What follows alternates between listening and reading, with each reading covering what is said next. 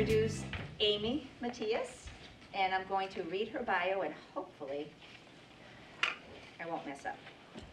So Amy has a PhD in biochemistry from Dartmouth College, and she's also a licensed independent clinical social worker.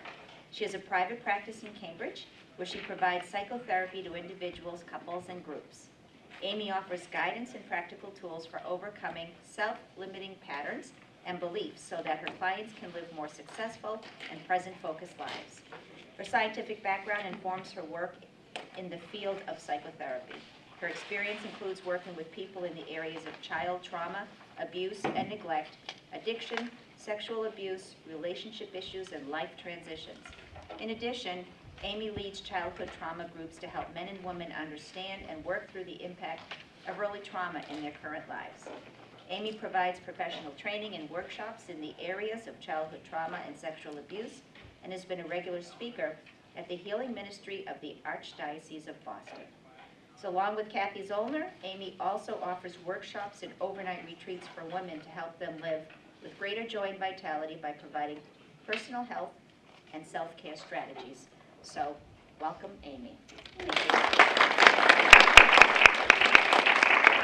I'm so grateful to be back and have this opportunity this year. I want to thank the Chamber, and I wanted to thank Maria for such a nice introduction, and American Alarm for hosting, and of course Madeline for the food. This is such a lovely group, and I'm really happy to be here again. Mostly I'm happy today because last time I was here I had a really bad hair day. And I woke up in the morning and cut my own bangs, which if you ever have had bangs, you know, like, you just don't do that. So made sure I made it to the hairdresser this week. So today I'm going to talk to you about how facing our fears can help us achieve our dreams. And we all have fear. We all do things to avoid feelings of fear and other feelings, other painful feelings. And the trouble is that this fear can keep us taking the steps forward that we need to get where we want to go in life. And when I was approached by the Chamber this year to talk about Brené Brown's work on shame and vulnerability, I had this wave of, what do I know about shame and vulnerability? And, you know, I thought to myself, well, at least I have time to study up so that by the time I speak today, I can be ironclad and won't embarrass myself. So can you hear the shame in that? So it's kind of ironic that I'm here speaking. But a wave of vulnerability just swept through me, and my mind kicked in, like what I was going to read and what I was going to study up on. I don't know if anyone can relate to that kind of feeling. Yeah. You know, but the more I thought about it, the more I realized I do know a lot about shame and vulnerability from my own life and from my psychotherapy practice and all the people that I've worked with. And I think Brené Brown's message is getting so much attention right now because she talks about the universality of shame. And we all feel shame, and we all do crazy things to avoid feeling shame, and I think other painful feelings too. She really focuses on that feeling of shame, but you know, in my experience, it's not just shame. There's other things that keep us stuck. Let's see. So you know, in my own life, I've of course had shame, and I joke with my clients sometimes that I make a good therapist because I've taken a lot of wrong turns in my own life, and I think I've had to learn to have compassion for myself, and I think that helps me have compassion for other people. So I wanted to start today with some examples of shame and how painful feelings can keep us stuck. And you know, and I think it's not just feeling the painful feeling, it's the fear of feeling a painful feeling. Because most of the time, we do things to avoid painful feelings when they haven't even happened yet. And we do things to prevent feeling painful feelings, and so we don't have to go there. So I thought I would share my story of starting my private practice and how shame came up for me in that experience. And you know, so I had a career in science, and I left that to go off and work with people as a psychotherapist, and it felt like a really big risk. I had a secure job that I worked very hard to establish, and I sacrificed a lot to get there. And so for me, failure would have meant all of that was for nothing, all of the effort to change my direction. So when I left, I knew I wanted to have a private practice someday. And you would think that at the first moment I could, I would go off and start. And it was absolutely not the truth what I did. I got stuck, and I did exactly the opposite. I procrastinated for months, and probably over a year or so I procrastinated in getting started. And I was really stuck in a pattern of fear and avoidance, and that was keeping me from taking the steps I needed to take. And the fear centered around putting myself out there to the public. Until that point in my life, I had always, maybe some of you can relate if you've gone into business for yourself, I'd always been part of something else, something bigger. And so going out on my own felt really vulnerable, because I'd be out there all by myself. So that was a big thing for me. And I struggled with questions of, like, what do I have to offer? What makes me different from the next guy? How do I describe what I do, with this relationship I have with people? And it just felt so personal. And the idea of what if I fail, it would be all on me. So that kept me stuck for a long time. This longing to succeed and the fear of failing, and the fear of feeling shame, I think. But this business strategy wasn't filling my office hours. So eventually I got to the stage of procrastination where panic sets in. And I don't know if anyone can relate to that. So in my state of panic and anxiety, that usually drives us to do something. And so I launched into my action phase. And over time, I found that nothing really good comes out of panicking.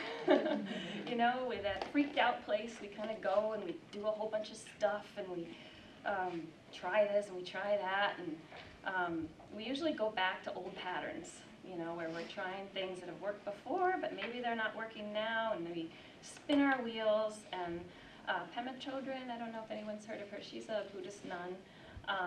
And she's been around for a long time. She has a lot of really great books I recommend, and she's on your resource list and on the handout I gave you.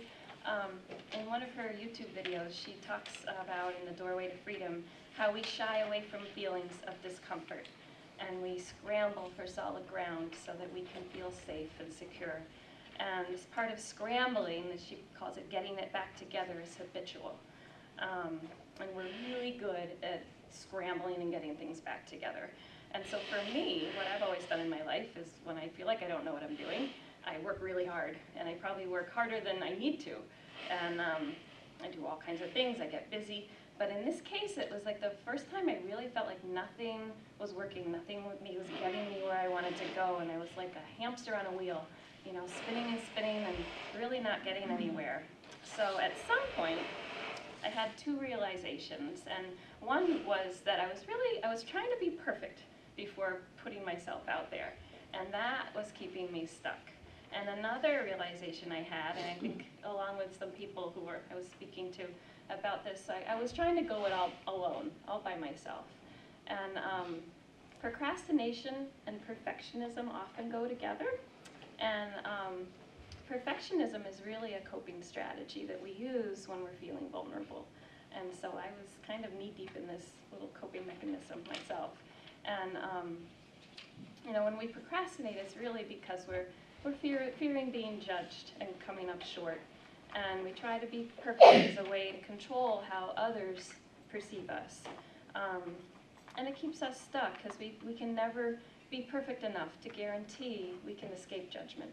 And Brene Brown, in her book Daring Greatly, which is also on your list, she has this quote I wanted to share with you because I think it's really insightful.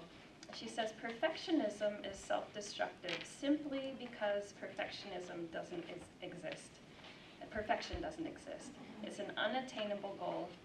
Perfectionism is more about perception, so about how others perceive you, than about internal motivation. So it's more about how you're being seen, or worried about how you're being seen, than what you really want. And there's no way to control perception, no matter how much time and energy we spend trying. And we're going to do a short exercise around this in a few minutes. So for me, it looked like, spending hours on my website and business cards and all this stuff, but I wasn't putting myself out there. So I don't know if anyone can relate to that feeling of needing to perfect your resume before applying for that job and maybe missing out, or needing to lose 10 pounds before you put yourself out there to a new experience, or getting organized before you take new steps, or having the perfect portfolio before you apply to some job that you really want. And I was talking to Kathy Zollner about this at some point after I got unstuck, and she said that when she was at her school of integrative nutrition, that one thing that they taught them in school was to start anyway. No matter where you are, just start anyway and put out what you have, because it will always be evolving. And I feel like this is really good advice, because if you wait to be perfect, or if you wait to have all your ducks in a row, you may never meet your dreams, you may never get where you want to go, and you may never even get off the runway. So I think that that's great wisdom that school is passing down, and so I want to share that with you. So the other realization I had was about going it alone, and there's so much research now coming out about shame and depression and trauma and neuroscience, and it's all teaching us that we need each other a lot more than we think. And in Brené's other book called The Gifts of Imperfection, which is going to be in the raffle later, she talks about letting go of what she calls the myth of self-sufficiency. And I think this is a big thing in our culture. We equate success, she says, with not needing anyone. And this myth of self-sufficiency is the greatest barrier to connection when we need it most. And especially as women, a lot of research is showing that we especially de-stress by connecting with one another.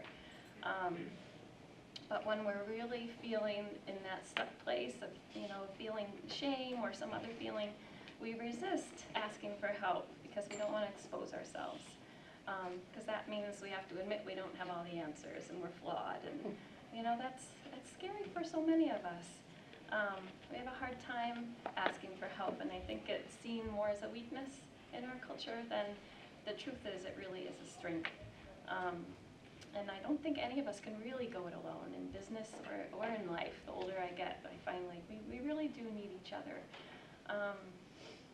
So for me, I had to give up this idea of being perfect and just put myself out there, and it was really the only thing that helped. And I can remember, starting my networking and joining societies and asking for guidance, and I hired some people, and I remembered that nervousness. Would I be accepted? Would I belong? And I think that was really the key. So as a therapist and looking through the research that's out there now, feeling like you belong, that feeling of belonging, is like food and water to us.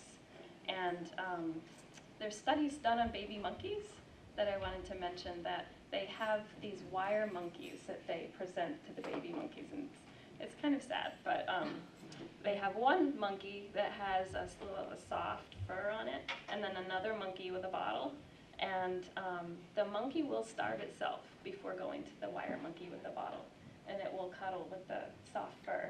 And I think that just shows how we're so wired for attachment, and we're so wired for nurturance, even more maybe than food and water. And when I tell people I work with trauma and I work with sexual abuse and childhood trauma, they think, oh my God, like how can you do that all day? That just sounds like the worst thing. They think I'm hearing stories of horrible violence, and some of them are.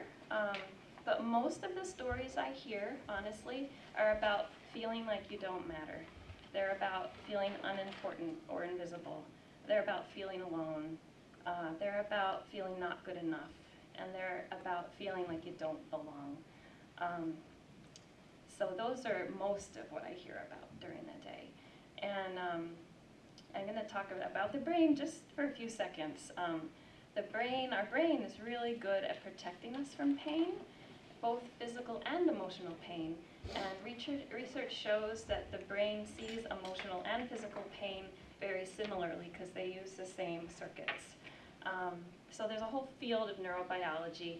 I have one reference by Dan Siegel in your handout that they talk about how we're really wired for connection and face-to-face connection, not device-to-device connection. So time together, sensing that we're loved and accepted for who we are, this sets in motion a lot of biochemical pathways in our brains and in our bodies that tell us we're safe and no need to worry, you can relax. And this turns on the sympathetic response in our body, sympathetic nervous system, that relaxes and calms the body. And without these social cues, or if we receive cues that we're not loved and we don't belong, the body sends very different signals of alarm. And it can even put us into that fight or flight place where we can either get really agitated or maybe even shut down. So last year I spoke a bit about this, so I'm not going to go into it a lot, but I wanted to talk a little bit about memory and how there's this kind of idea of a left brain and a right brain. The left brain is our logical brain, and it stores the content of the events in our life. But the right brain is the emotional place where the emotional memory of what those events felt like. So if you think about it, the left brain, when you think about things, it takes time and it takes effort to recall what happened and really mull it over. But the right brain doesn't work that way. Right brain memories about how things felt are recalled unconsciously below our level of awareness, and they're recalled instantaneously. But they're also in charge of most of the decisions we make throughout the day. So there's this little watcher, I call it, on inside of us that's kind of scanning our environment all the time. It's back there, and it's looking for signs of safety or danger. And it's poised to react if it picks up signs of danger. And Dan Siegel refers to it as a giant anticipation machine. So we're always it's always online, kind of saying, like, what's going to happen next, and predicting that for us. And even the word emotion is like to put in motion. So it's always putting us in motion toward or away from things that we find pleasing or we find maybe threatening. So if you have memories of a pleasant event, if there's something happening right now that reminds you of that, you're going to go toward it. And if you have memories of negative experiences, the opposite will happen. Your mind will link it back to that stuff and say, oh, we're not going to go there. And that is present for all of us. And in this way, our emotional memories can dictate to us what life feels like. And I think that's really important, that in a way it creates a lens through which we experience life. So now I'm going to ask a little participation. And if you notice, you have a little white card attached. And hopefully, I didn't bring pens. I hope everybody has a pen. I have an extra one. Okay. I totally didn't think about that. Anyone need a pen? Anyone over here need a pen? Oh, see, they all do. They do, good. That was so Either prepared. that or they're having a bad experience and they don't want to.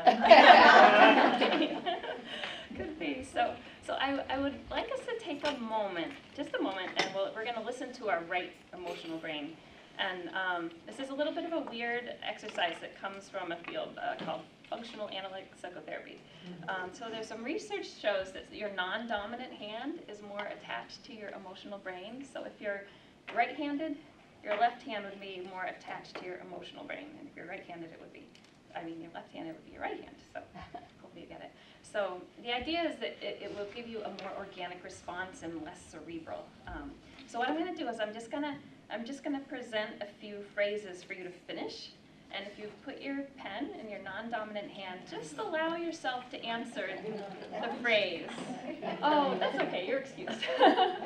Yeah, and just kind of see what comes up and see how it feels.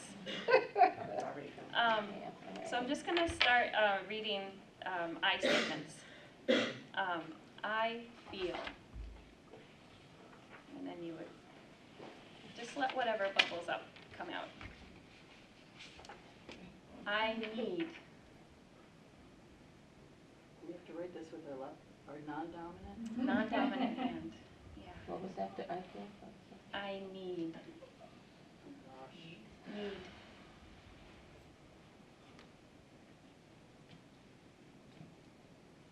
I long for.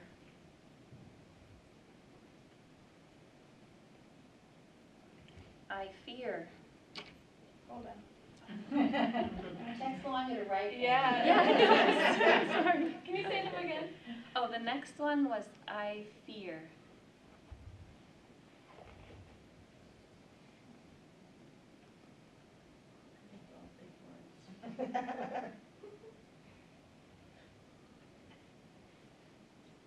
Good, nobody can read these.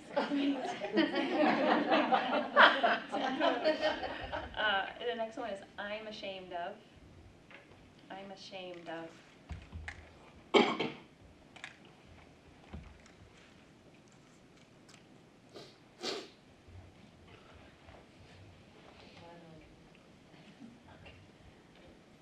And then the last one is I dream of.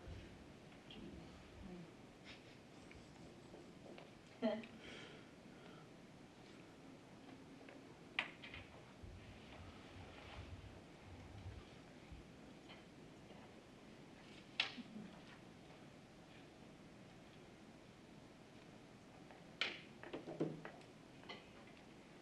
just notice how that feels, if there's any difference and any shift in answering those questions, rather than just having a conversation.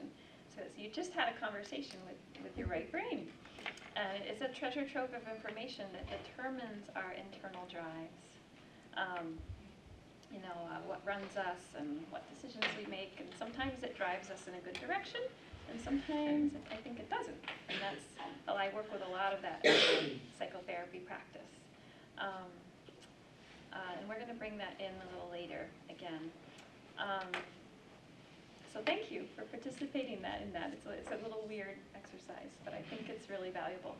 So I'm going to shift a little bit into talking about trauma a little bit, because it's what I do. Trauma expert Peter Levine, he has a quote I wanted to share. And he says, trauma is about loss of connection to ourselves, to our bodies, to our families, to others, and to the world around us. So again, like about connection. This loss of connection is often hard to recognize because it doesn't happen all at once.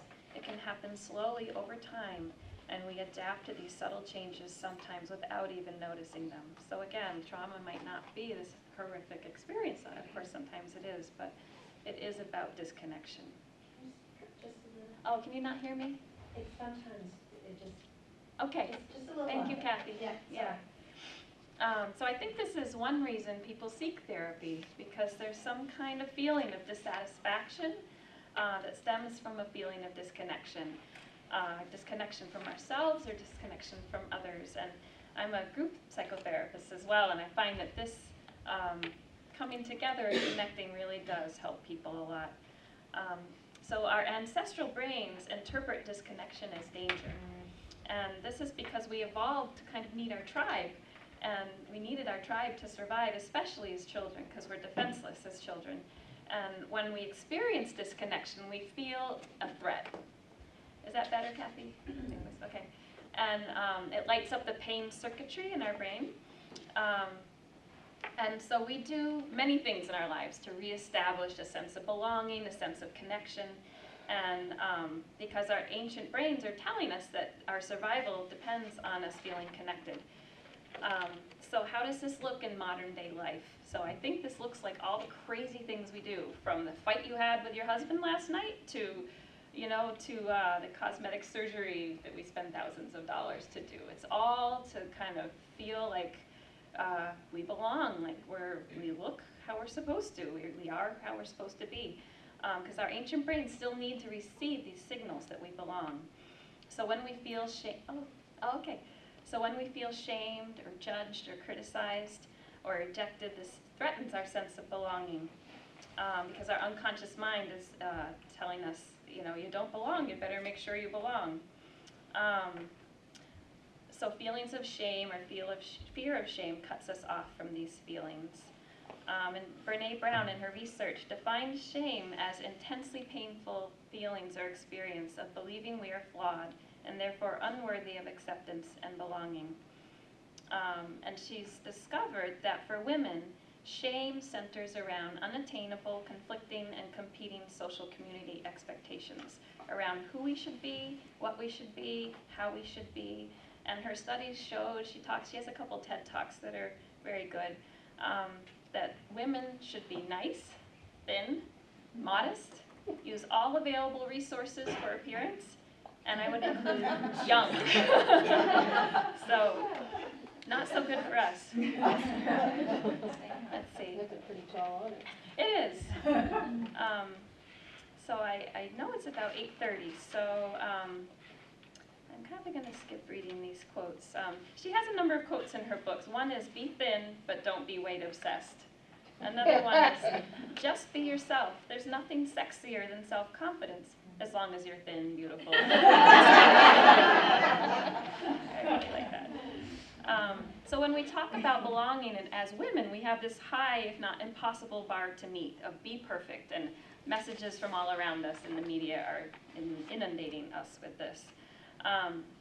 And when we feel shame or when we feel like we don't measure up, we can stay stuck in avoidance patterns that don't get us where we want to go. So if you look at the yellow handout on the front of it, this is about shame and perception. So you remember how controlling how people perceive us is an attempt to reduce feelings of vulnerability. And Brene Brown has a program where she helps people identify, both unconscious and conscious drives to control how we're perceived. And becoming aware of these feelings can give us the power to choose how we react to them. And oftentimes, if we notice them, we can realize that we're actually trying to achieve something that's unattainable. So if you turn that sheet, actually look at the list on the front. She's identified 12 categories where women feel the most shame. And so what we're going to do right now is pick a shame category, for example, work, since this is a networking event, maybe we can do work. And turn the sheet over, and on the back, she's defined what she calls wanted and unwanted identities, ideal and unwanted identities. So if you want to just take a moment, so ideal identities are how you want to be perceived. And of course, unwanted identities are how you don't want to be perceived. So if you just take a moment to maybe list two or three ways you do and do not want to be perceived in the workplace. And so becoming aware of these helps us recognize when we're feeling shame that can keep us stuck. And recognizing it can help you move through it more quickly.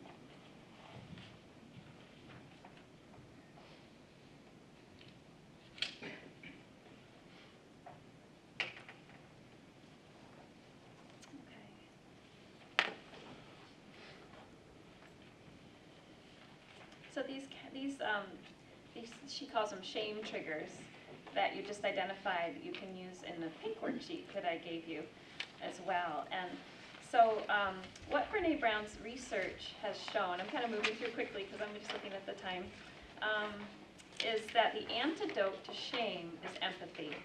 Empathy for yourself and empathy for others in the ways we get stuck, in the ways we feel pain.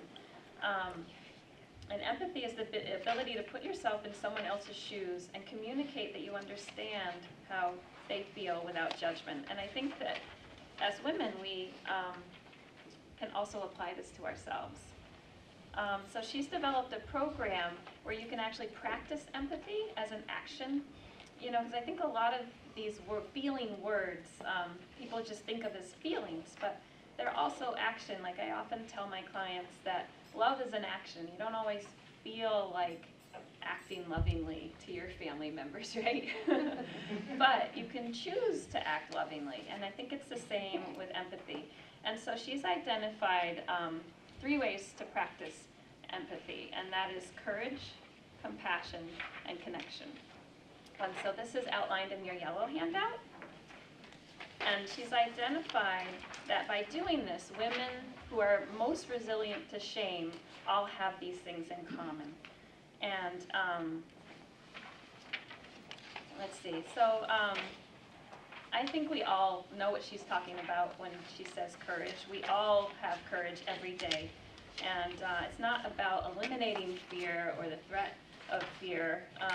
It's really about, Pema Chodron talks about how it's leaning into our fear and being vulnerable even when we're afraid. And I have this really cute children's book that goes through all the ways that, if you want to take a look at it on later, all the ways that we can have courage in our lives. And I love that they're putting that out to children now, so that way they don't have to learn, they have to be ironclad. Let's see, so on your worksheet, I have outlined for you how to practice courage, how to practice compassion, and how to practice connection. Because when we can be vulnerable and ask for help, this actually brings us what we need to recover and move through those feelings, which is empathy. If we stay isolated and we hide and do what I did when I was starting my practice, we stay really stuck and we don't actually get what we need to move forward, because we need to be connected to others. Let's see. So your worksheet, if you want to bring it with you, it outlines how you can identify the warning signs of feeling shame. And one of the ways you can do that is identify how you feel shame in your body. And by becoming familiar with those feelings, you can actually be more conscious of it during your life. And then, if you're more conscious of it, then again, you have more choice around it, more mindfulness around it, and you can recognize when it comes up and do something about it. It's more constructive than hiding. So feelings like a tightness in your neck or a pit in your stomach. Some people feel foggy or confused or get tunnel vision or have energy in your limbs or raise your voice or get really quiet. Those are ways that you can feel like you're stuck in shame. And I would say that other feelings too. Brene Brown researched shame, but other feelings I think are really important too. So if you become familiar with your symptoms, when they come up, these next steps are recognize when it comes up and stop, calm down, take a breath. A lot of times I say do nothing, don't act from that kind of crazy place. Or, maybe you need to make an amends to somebody if you have. So that is a lot of what I do with my clients, especially working with trauma. In the next section, practicing compassion. I went through a reality check last year, so I'm not going to do that again. But it involves noticing our thoughts and working with the crazy thoughts that can come up. And another idea is writing a letter of compassion for yourself around whatever feeling you're having. And so the third category, practicing connection, is really about reaching out to others. And not only reaching out to others, but talking about our feelings and exposing our vulnerable places to each other so that we can give each other and give and receive empathy. So if you have a moment at some point, you can name several people on that list, and this part right here, that you can reach out to. And even maybe different people for different issues, because your mother might be a great person to call for some reasons, but maybe not other reasons. Maybe there's another person to call in those cases. So, just to wrap up, all of this, I think, creates feelings of belonging and worthiness. And another quote from Brene Brown, if we are not seen for who we are with all of our imperfections, on some level, we don't believe that we're worthy. And I think that that is really the bottom line. If we stay hiding and we don't let people see these places, we wonder on some level whether we're really loved and accepted for who we are. And worthiness translates into how we take care of ourselves, how good we are at setting boundaries, how comfortable we are with taking risks, putting ourselves out there, and ultimately, I think, creating the life that you want, and having emotional well-being. So all the data from trauma and depression and neurobiology and addiction tell us that we really need to be connected. So I guess if there's one message I were to leave you with, that would be it. To call your friends and talk to them, and maybe we can all help one another with these vulnerable places. Let's see.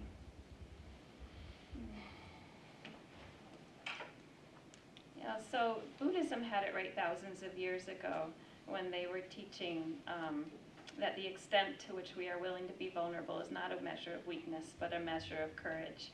And the key to our well-being is the ability to turn toward our fears with kindness and compassion. And the more we can sit with our moment-to-moment experiences, the more we can increase our feelings of joy.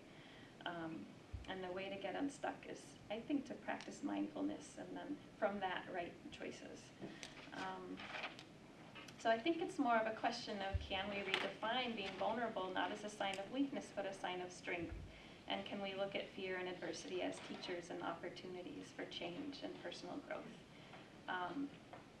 And can we turn to each other and help one another, share our painful places? And I think it's all about stepping outside your comfort zone and taking risks and being uncomfortable to get where you need to go. And Kathy shared a quote with me that I put on the board by Jack Kornfield, and it is, "Everything you want is on the other side of fear." And I think that's really true. I really do.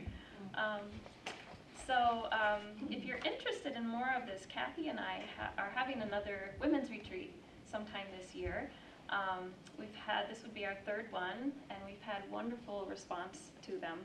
And it's really about focusing on what you need and strategies for improving your life and your self-care. And it's not just having the time and the space to focus. We really try to give women the experience of being nurtured for the day so that you really can feel what that is like. So if you're interested, Kathy has a clipboard in the back if you want to be on our mailing list for the next date. And I just want to thank the Chamber for another opportunity to speak today. And this is a really special group, I think, and what they've created here in Arlington is very special. So is that it? Thank you. Thank I you. really Good stuff. I think we have time for some questions. Do we? Could I ask a question? Kathy. I get to decide, right? But I'm wondering, you mentioned the mindfulness, and I know you talked about this last time, but maybe for some of the women who weren't at your last talk, could you just touch on the mindfulness lightly about what that means? Yeah. So last year I spoke about how what mindfulness does neurologically is it increases the connection between our left and right brain. So they talk about the observer, and they've shown that nuns and monks and people who meditate have a much thicker connection in their brains neurologically, in terms of the neurons are actually connecting the left to the right. So what that means is you have more ability for the left brain to observe what you're feeling. And if you have more of that ability, it really means that you have that ability to pause, and stop and think like, I'm having a feeling right now. And because I think so many of us have feelings and we act on them, and we have feelings and we act on them. So mindfulness and really learning to, just observe what we're feeling and taking that time is that what you meant, Kathy? It can really, it changes our brain. It literally changes our brain so that we're more able to do that. Well, I think too, what you shared with me too about, is it Louis C.K.? Yes. Do you want to just tell them quickly about that? Because I think that we're all guilty of that. Yeah, so there's a really funny video about Louis C.K. is a comedian, and he has a YouTube video online about cell phones. It's very funny, you should see it. But he talks about, so he's driving in the car, and he talks about how we in our culture particularly, we just can't sit for a second without reaching for our phone, or reaching for this, or reaching for that, or distraction. But he talks about how if we stop and we feel how wonderful that can be. He has a really funny way of making a very good point, which is we're so used to filling that hole, but if we can just stop and feel, we often get what we need in a way. And maybe you need to be sad, maybe you need to be angry, maybe your body's telling you something. So, yeah. I have a question about, you specifically asked if shame had a color, it would be. Is there sort of a mental connection for assigning a color to it? Is there a reason for that, or just? I think it's just more about defining how shame feels for you, and the more senses you can use to identify that, I think the better. Like oftentimes, sometimes I'll have clients draw a picture of a certain feeling or things in childhood, and the colors they pick are very interesting. Sometimes they use black and red, or sometimes they'll use blue, and so I think it's just more about the more senses we can pull into and experience it's not just that logical memory of it, it's the felt memory. So how does it feel in your body those kinds of sensory things are more right brain memories that you can work with, if that makes sense. Yeah. Okay. If we have a minute, I wanted to share a reference. You may know Kristen Neff and Chris Germer do a lot of work on mindful self-compassion.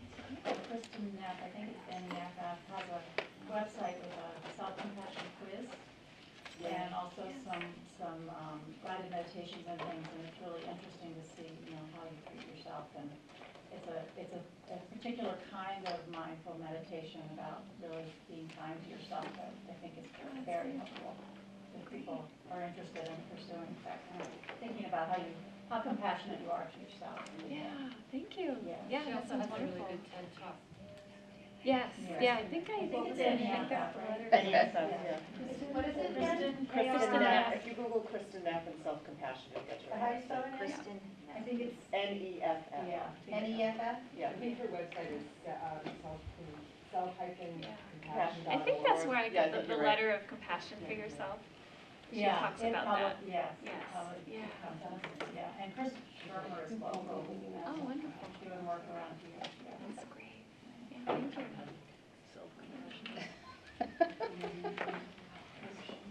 I just wanted to comment about the courage.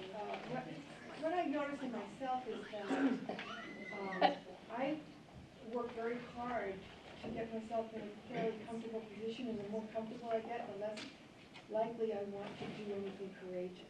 It's like You don't want to rock the boat. I've gotten things very comfortable, so I do less sort of spontaneous or scary things. Yeah.